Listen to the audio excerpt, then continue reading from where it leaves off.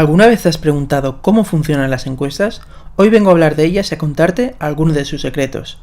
¿Pretenden las encuestas manipularnos? ¿Cómo funciona eso de la famosa cocina? ¿Se puede saber el voto de millones de personas preguntando solo unas cientos? ¿Cómo se interpretan las encuestas? ¿Cuáles son las que más y las que menos aciertan? Si te interesa, quédate, porque todo esto y mucho más te lo vamos a contar. Empecemos por lo básico. Las encuestas pretenden saber lo que la gente piensa. ¿Y para qué? Principalmente para predecir su comportamiento, como por ejemplo saber el resultado de unas elecciones antes de estas. Y no solo periódicos o partidos políticos, te asombraría saber cuántas empresas quieren saber estos resultados. Tras predecir el comportamiento tendrás que elaborar una estrategia, y esta tendrá dos opciones. La primera es simplemente adaptarte, por ejemplo, poner al candidato preferido por tus votantes o hacerte amigo del partido que va a ganar las elecciones. La segunda es influir, por ejemplo, cambiar la opinión de los votantes. Ahora te lanzo yo una pregunta. ¿Crees que se puede saber la opinión de un país entero preguntando solo unos cientos o unos miles de personas? La respuesta es que sí, si está bien hecha la encuesta y bien analizada. Te voy a mostrar cómo. Una de las cosas más importantes para realizar una encuesta es la muestra, es decir, las personas a las que preguntas. Debe ser aleatoria, es decir, no puede estar sesgada, no puede ser ni en redes sociales ni a la salida de la sede de un partido, aunque al parecer algunos lo hacen. Otro de los elementos a tener en cuenta es el tamaño de la muestra, es decir, debes preguntar al número suficiente de personas. Existe una fórmula matemática que te da ese número exacto, y depende básicamente de dos cosas. El primero, el tamaño de la población, es decir, si es grande o pequeño el grupo de personas del que quieres saber su opinión, y el segundo es cuánto quieres que acierte esa encuesta y cuál es el margen de error. Quizás sea un poco lioso, no te preocupes, lo simplifico. Para grupos grandes se necesita un mínimo de unas 300 personas entrevistadas. Las encuestadoras en las elecciones suelen entrevistar entre 800 y 3000 personas. Dependerá también, además del tamaño del grupo, de lo diferentes que sean las personas a las que representa este grupo. Cuanto más diferentes sean, a más personas deberás entrevistar para entrevistar a todos esos subgrupos de personas. Las mejores encuestas entrevistan hasta 20.000 personas y las suelen realizar organismos públicos. Estas no solo sirven para predecir el resultado de elecciones, sino que sus datos se utilizan para todo tipo de investigaciones en ese país. En España, por ejemplo, este tipo de encuestas las realiza el CIS.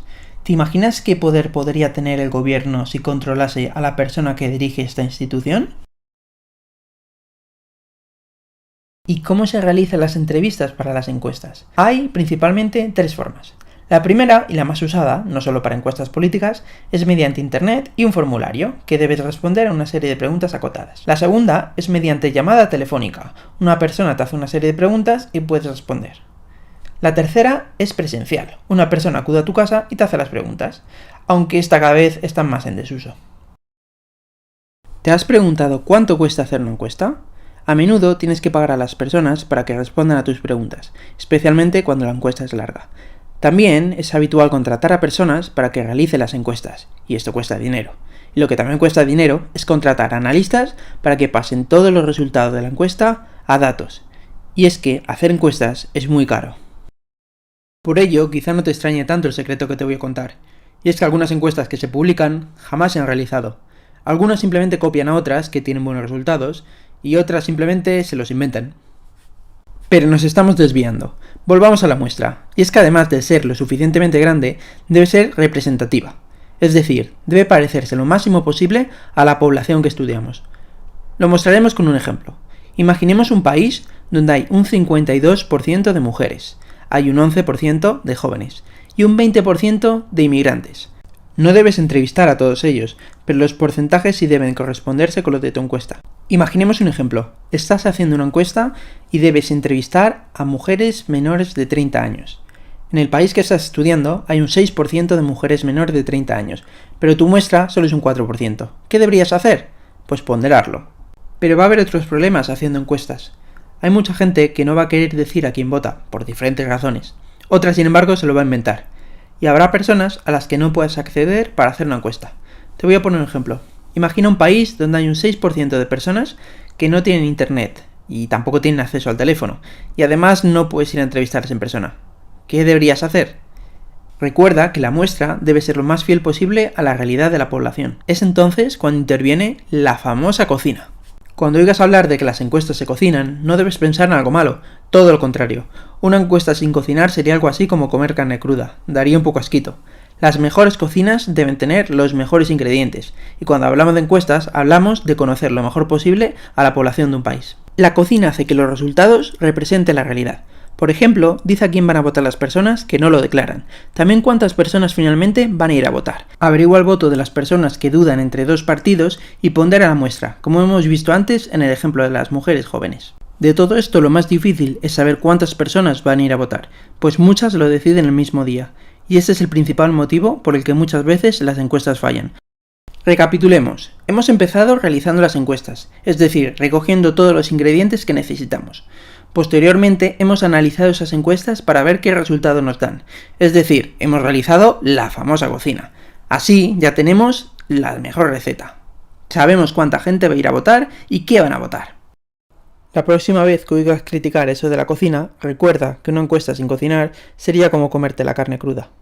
Te voy a contar otro secreto. Las encuestas que más valoran los partidos son las que hacen tracking o panel, es decir, aquellas que preguntan a una misma persona a lo largo del tiempo. Con esto pueden ver los cambios de opinión. Y así, durante la campaña, pueden tomar las mejores decisiones. Si hemos realizado bien la encuesta, ya sabemos cuántos votos va a tener cada partido. ¿Y eso es todo? La verdad es que saber simplemente el número de votos nos daría poca información. Lo que queremos saber es qué poder va a tener cada partido, y eso se sabe aplicando las reglas electorales. Así nos dará el número de escaños que cada partido va a tener. Esas reglas electorales vienen recogidas en la ley electoral de cada país, lo que determinará el sistema electoral. Hay sistemas electorales proporcionales, es decir, el porcentaje de votos que tengas equivale al porcentaje de poder que vas a tener. También están aquellos sistemas mayoritarios, donde el ganador se lleva todo el poder, es decir, todos los escaños. En España tenemos un sistema proporcional y en Reino Unido tiene un sistema mayoritario. ¿Cuál te gusta más? Para traducir los votos a escaños debes aplicar una fórmula electoral. Y es gracioso porque en España toda la gente culpa al inventor de una fórmula, Victor de Hont, de los problemas que tenemos, cuando en verdad no se deben a él, se deben a la circunscripción electoral. Cuando estas son pequeñas, da igual la fórmula que apliques, siempre va a salir un sistema mayoritario, mientras que si son grandes, ahí sí importa la fórmula que apliques.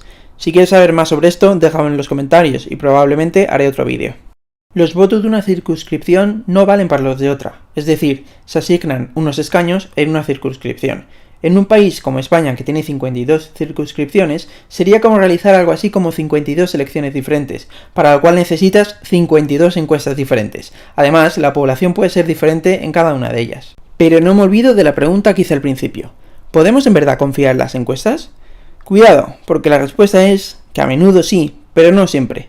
Para ello, permíteme primero contarte cómo nos manipulan las encuestas. A veces, las encuestas pretenden hacernos ver que un partido está ganando y que está muy cerca del otro. Así concentran el voto en ese partido. Pero también se puede lograr el efecto contrario. Si quieres que cierta gente no vaya a votar, lo que tienes que hacerles creer es que un partido ya ha ganado las elecciones y por lo tanto su voto no va a decidir nada y se van a quedar en casa. Por ello, no todas las encuestas apoyan al partido al que dan como ganador.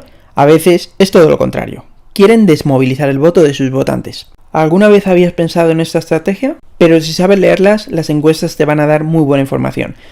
Por ejemplo, fíjate en qué encuesta acertó en las pasadas elecciones.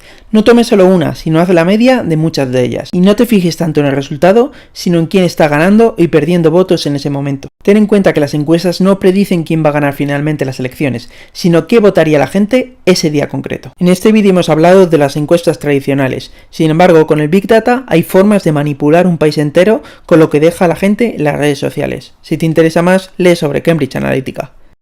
Ahora te toca a ti responder a la pregunta. Después de ver este vídeo, ¿crees en las encuestas? Si te ha gustado, dale a me gusta, y agradezco si lo compartes con gente que le pueda interesar. Y si quieres ver más vídeos como este, suscríbete.